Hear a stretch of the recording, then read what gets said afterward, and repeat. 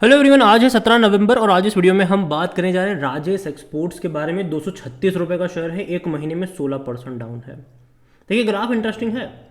इससे पहले भी 280 रुपये से गिर कर ये 240 रुपये से नीचे गया था, फिर तेज़ी दिखाई 265 पे गया, लेकिन पिछले कुछ टाइम से लगातार गिरावट यहाँ पर देखने को मिल रही है और इसके नतीजे भी आ चुके हैं। बात करेंगे वीडियो में जो रिजल्ट्स आए हैं उसके बारे में, साथ ही साथ ये भी देखेंगे कि भैया 1000 रुपये का शेयर था, ये इतना नीचे कैसे आ गया, तो सब कुछ डिस्कस करेंगे। लेकिन उससे पहले अगर आपने अभी तक चैनल को सब्सक्राइब नहीं किया है तो प्लीज़ अभी इसे सब्सक्राइब कर लीजिए, क्योंकि आगे भी बहुत सारे वीडियोस हैं जो काफ़ी ज़्यादा हेल्प करेंगे। तो राजेश एक्सपोर्ट्स 236 रुपये का शेयर 15 से 16% का फॉल दिखाया है एक महीने में, और एक साल में देखोगे तो 37% का फॉल है। तकरीबन 400 रुपये के आसपास था, वहाँ से लगातार गिरा है और अभी अगर आप देख रहे हो तो साल के सबसे लोवेस्ट प्राइस पर है।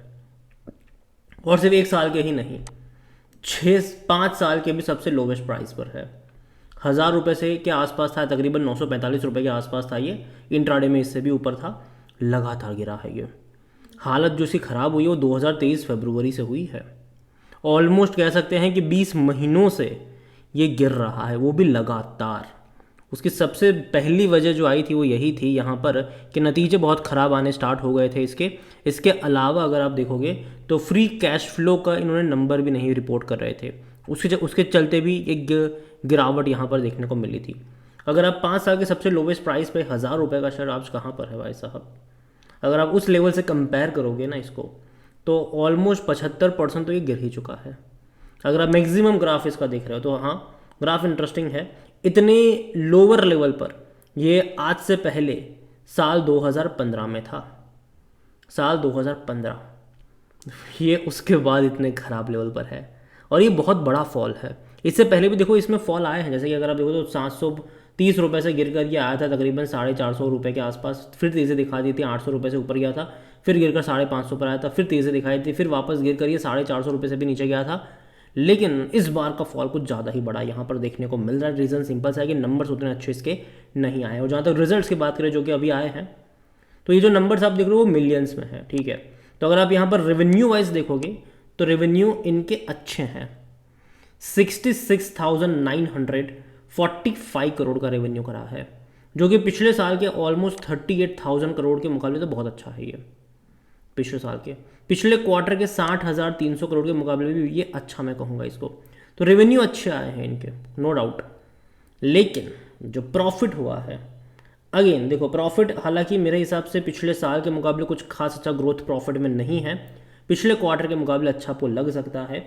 यहाँ पर जो इनका प्रॉफिट हुआ है आफ्टर टैक्स वो 45 करोड़ के आसपास का है, जो कि पिछले साल भी उतना ही था।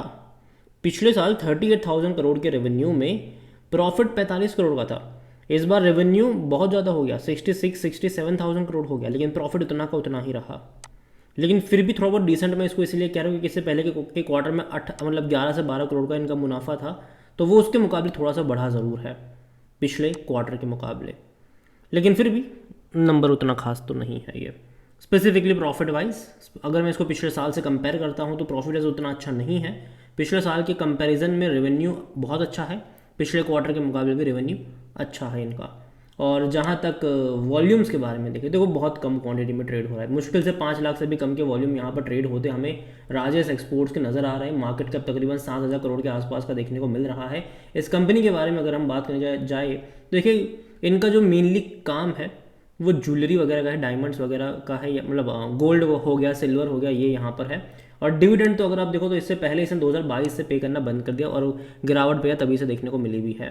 2023 के फरवरी से ही गिरना या स्टार्ट करा है, वरना उससे पहले डिविडेंड पे करता था ये। उसके बाद डिविडेंड पे आउट बंद हो गया क्योंकि कंपनी उतना प्रॉफिट ही नहीं कर रही है अभी के टाइम पर कि आपको डिविडेंड या पे आउट भी कर सके। यहाँ पर इनके वैल्यूएशन के बारे में देखें तो भैया महंगा है, 180 का पी है इसका, 180 का है पी इसका, जो कि बहुत महंगा है सेक्टर पी 37 के मुकाबले। देखिए पहले इसका पी रेशो कम हुआ करता था, लेकिन जब से पिछले 4-5 क्वार्टर के नंबर इतने ज़्यादा खराब आना शुरू हुए कि भैया इनका प्रॉफिट ही नहीं हो रहा है उतना ज़्यादा, तब जाके इसका पी रेशो एडजस्ट हुआ और ये ज़्यादा अभी आपको देखने को मिल रहा है। फाइनेंशियल्स अगर आप देखो तो जैसे कि देख सकते हैं कि पिछले कुछ क्वार्टर अच्छे नहीं रहे स्पेसिफिकली। इवन जब सितंबर पिछला क्वार्टर भी था पिछले साल का, वो उसमें भी इनका प्रॉफिट सिर्फ 45 करोड़ का ही था, जबकि इससे पहले कंपनी 300 करोड़ 400 करोड़ का क्वार्टरली प्रॉफिट कर रही थी। और गिरावट की वजह भी यह थी कि इनके प्रॉफिट जब गिरना शुरू हुए तो हालत बद से बदतर हुई। सितंबर में 45 करोड़ का प्रॉफिट किया था, फिर बाद में सिर्फ 12 करोड़ का ही प्रॉफिट कर पाए। मार्च में तो लॉस में आ गए थे, ये 31 करोड़ का लॉस किया था इसने।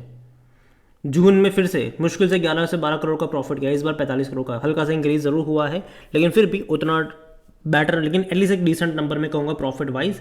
लेकिन आने वाले क्वार्टर और ज़्यादा इंपॉर्टेंट होंगे कि भैया एटलीस्ट तब ग्रोथ दिखनी चाहिए, तब ग्रोथ दिखनी चाहिए, क्योंकि अभी तो नहीं दिख रही है।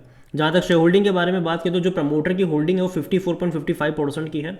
म्यूचुअल फंड की जो होल्डिंग पहले 0.16% थी वो 0.14 पर आ चुके हैं ये। दिसंबर में अगर आप देख रहे हो यहाँ पर तो 0.12 थी और अभी यहाँ पर 0.14 है।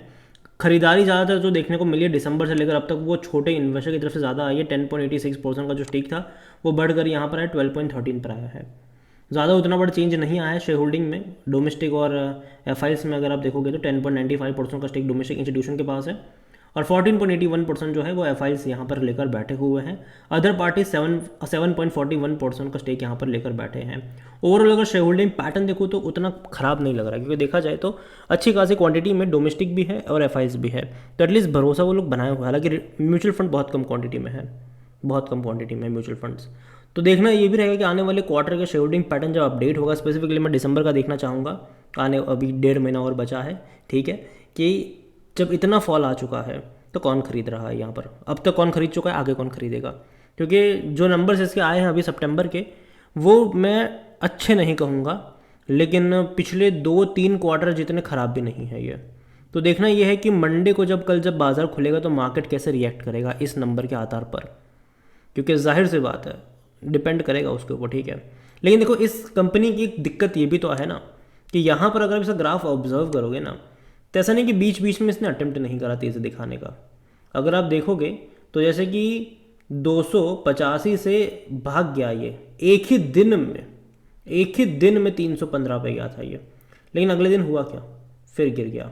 फिर एक ही दिन में ये 297 से कहाँ पे चला गया, 318 पे चला गया, 16 पे चला गया, लेकिन बाद में फिर से गिर गया।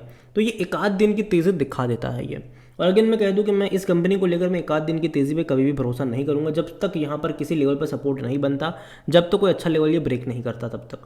क्योंकि देखो इसका एक डिसाइसिव ब्रेकअप मतलब ब्रेकआउट होना भी ज़रूरी है, जब तक वो नहीं होता दूर बैठो तमाशा देखो। क्योंकि यहाँ पर देखो मैं ये मानता हूँ कि 30-40 रुपये महंगा खरीद लेना शायद, लेकिन बॉटम फिशिंग करने जाओगे तो फिशिंग करते ही रह जाओगे। और ये मैं अब से नहीं कह रहा हूँ, अगर आप चैनल को रेगुलर फॉलो कर रहे हो, जब ये आपको 400 पे मिल रहा था, 500 पे मिल रहा था, तब से मैं कह रहा हूँ कि बॉटम फिशिंग करने की कोशिश यहाँ पे मत करना, क्योंकि फंडामेंटली इंप्रूवमेंट अभी भी यहाँ पर नहीं आया है। अभी भी इनके 2-3 क्वार्टर और ज़्यादा इंपॉर्टेंट होंगे, वो देखना रहेगा कि वहाँ पर क्या सिनारियो देखने को मिलता है। अभी दूर बैठे तमाशा देखो, सिंपल सी बात है, बॉटम फिशिंग करने की जरूरत नहीं है। लगातार डाउनवर्ड ट्रैजेक्टरी के शो जरूर कर रहा है, जब तक कहीं पर सपोर्ट नहीं बनता, जब तक कहीं पर बेस नहीं बनता, तब तक तमाशा देखना ही सही रहेगा। ये मेरा मानना है, बाकी मर्जी आपकी है।